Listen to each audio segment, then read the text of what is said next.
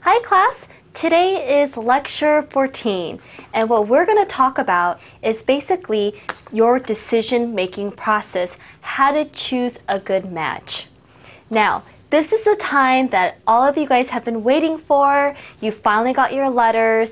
Some may be very exciting, some may not, but overall, this is the most critical time of your life to make a decision that's going to impact your future. Now, let's talk about the outcomes of the different letters and where you're going to head towards the future. Okay? Now, the first thing is, I want to list the 3 different outcomes of what may happen, okay, after you submit your application. The first outcome is so if you're admitted into several colleges, where should I go? That's the first question. So let me go ahead and write that so that you guys can follow me along. Okay? So you're admitted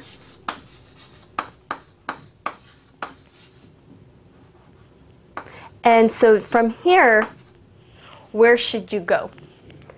The second question that I'm going to discuss is the scenario. Well, I got into only one college, but it's not my top choice. Where should I go? Okay, so that can also happen. So in the first one, you're admitted to more than one college that you really wanted to go to. The second one is only one college that you're admitted to. And the third scenario is, I didn't get into any colleges. What should I do? Okay, so third one is no acceptance. Okay, and then the last, you're probably wondering, what could there be?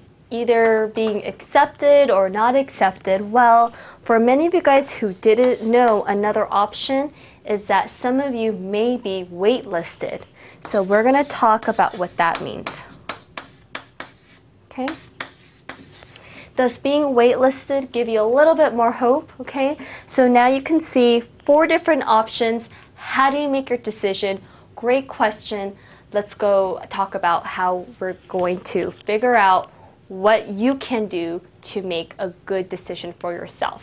Now, let me go ahead and address the first question. If you're admitted into several colleges and you don't know what to do. Okay, let me begin by sharing my story with you. When I first got into graduate school, I actually got accepted to all the colleges that I wanted to attend. And on the contrary, you would think that I would be jumping up and down, so excited and enthusiastic, but I really found myself in a bind only because I didn't know where to go. All my options were wonderful, but it was such a very overwhelming time for me only because I thought that I would make a bad decision. So I consulted one of my professors who I just highly admire, and I'll never forget the moment we were walking down, we were walking together on campus, and I told him, I said, I'll just refer to him as Dr. P.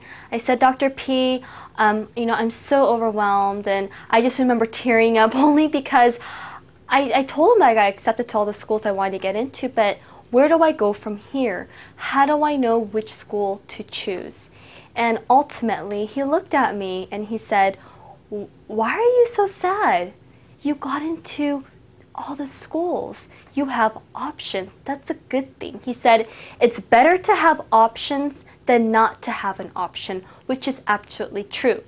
But I do want to explain to you, regardless whether you get into all the colleges or not, there's always an option when you attend higher education. And I'll walk you through each of those as well.